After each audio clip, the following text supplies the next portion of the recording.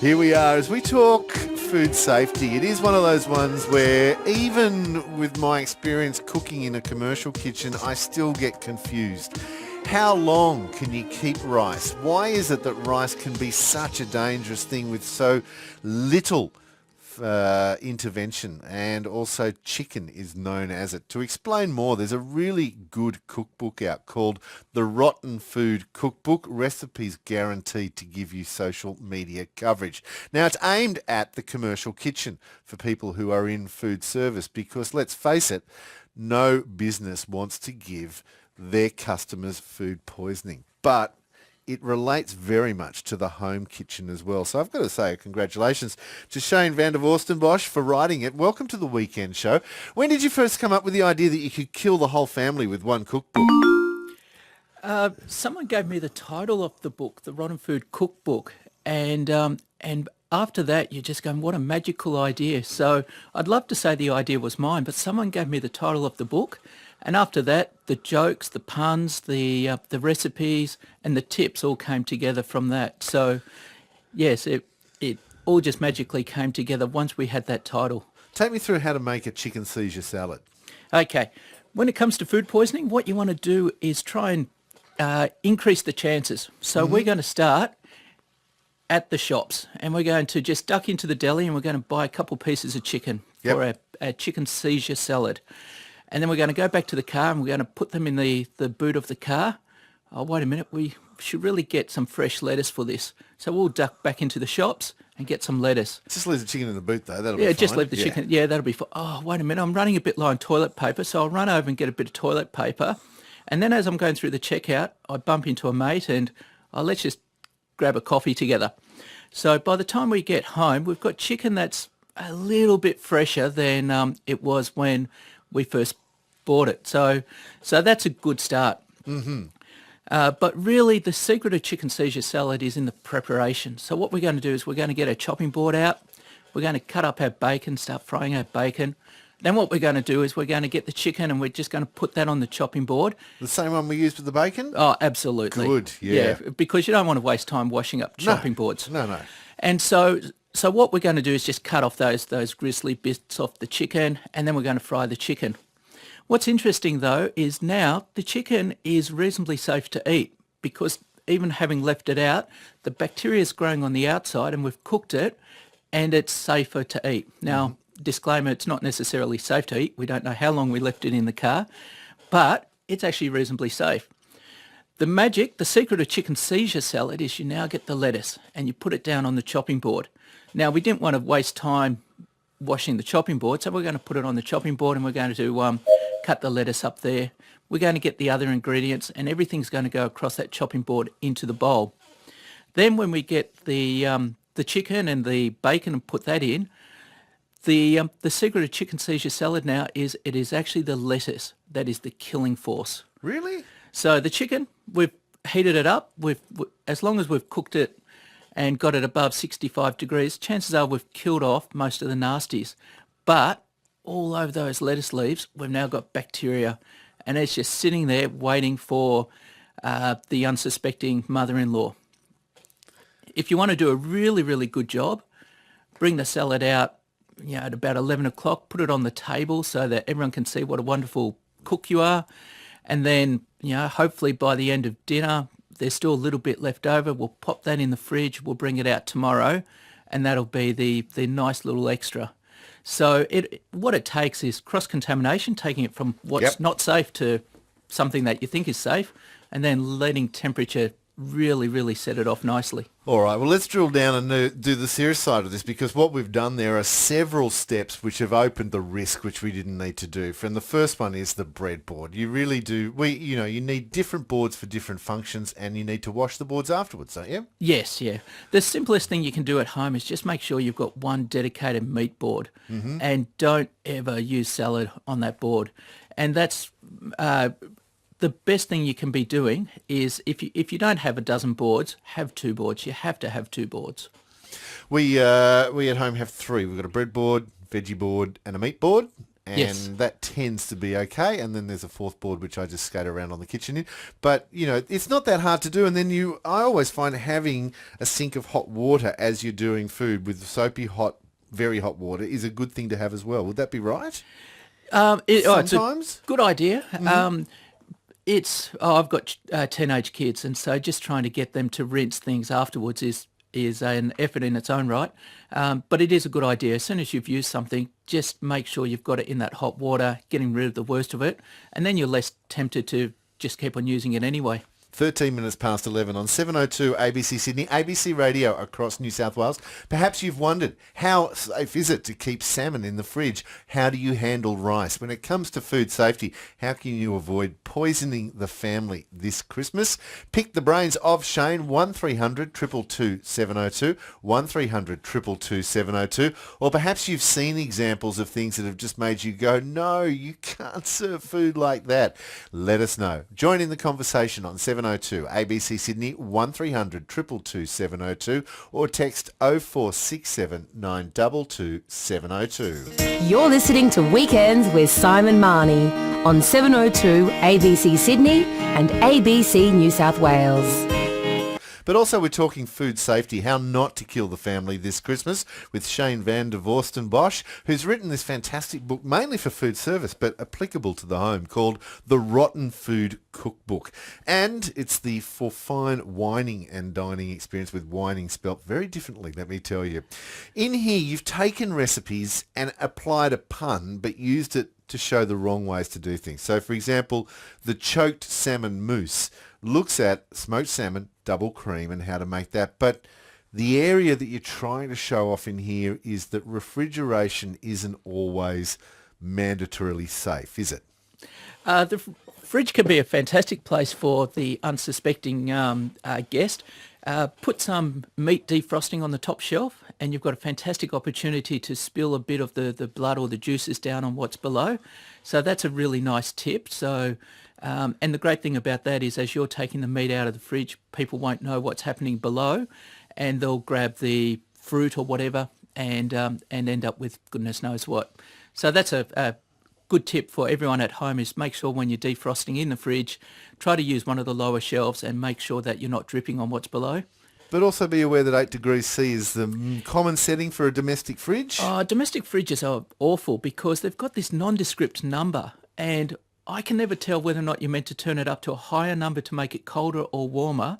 And so you're just spending forever just turning that dial. And then in summer it's too hot, in winter it's too cold or whatever. It would be beautiful if they had a temperature setting rather than a meaningless number.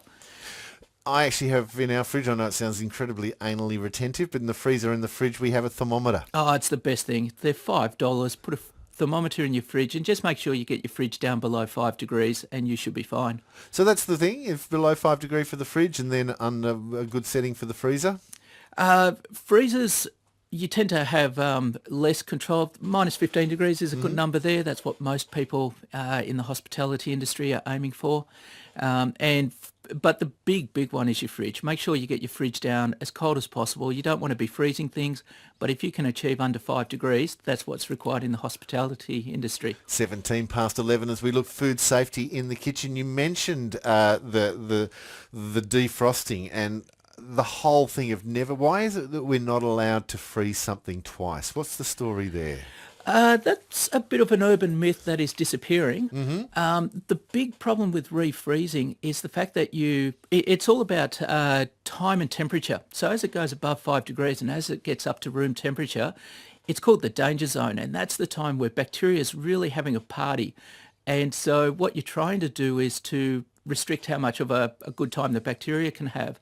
And so you defrost it, you put it back in the freezer, you pull it out again, let's defrost it again. And what you're doing is just giving bacteria more party time. And so that's the big evil, is the fact that you've just given them a huge amount of party time, put it back, done it again. I guess then my thing of, we've just made a beautiful lamb casserole. It's the middle of winter, so it's not too hot outside. It's actually quite cool at night. We have a couple of glasses of wine after dinner, then I'll look to that in the morning. It'll be fine in the cast iron pot overnight. Is that not a good thing to do? What you've just done there is cooled down from 65 degrees, which is a good safe temperature, and it spent most of the evening coming down 40 degrees, 30 degrees, 20 degrees. Bacteria's partying on. By the time you get back out in the morning, it'll be probably 20 degrees, and the bacteria is just having an awesome party. You put it in the fridge and you basically put it to sleep. You're not killing bacteria at low temperatures, you're just putting it to sleep.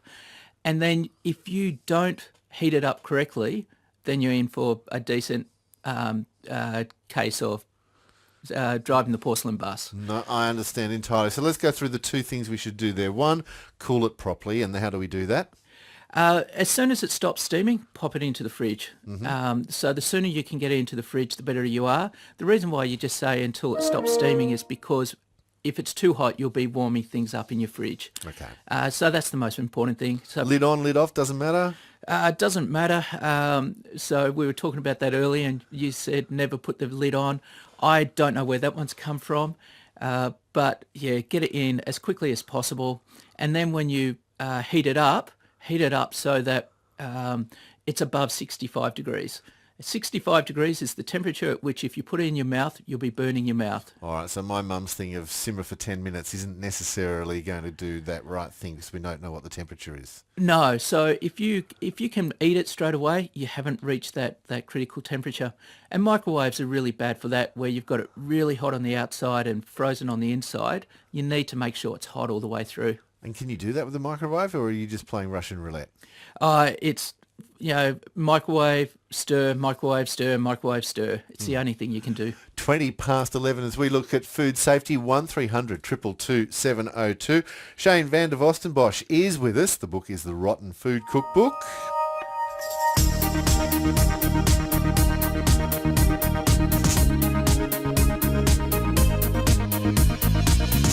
Sally's in Soldiers Point, right near Port Stephens. How are you, Sally? Well, thanks, Simon. Hello. Hey, so you've got the new fridge. I've got the new fridge with the temperature controls, and I've set it to 4. But I have a fridge thermometer that I've tried. You think you're anal? On every shelf. All right, okay. And the fridge is much colder as far as the thermometer is concerned, which is not good for things like cucumber and that. Yeah. Frozen. I just wondered, how do you know when to trust the fridge or the thermometer? What would you say, Shane? I want to try and avoid technicalities here, but chances are the thermometer you've got and the fridge will both be within 1 degree of what the actual temperature is. Yes. The only problem with that is that's actually 2 degrees that they could be out by. And if it's a really cheap thermometer, it might be out by a couple degrees. So buy a new thermometer. Well, be a good start. My recommendation is don't be too paranoid about it. Mm-hmm. So what the thermometer's good for is just to make sure that your fridge is reasonably close. Mm-hmm. And what you'll learn very quickly is that 2 degrees on your thermometer is the point at which your cucumber's freezing, and you're going, aha, so that's actually 2 degrees too warm. And so you'll just take that on board.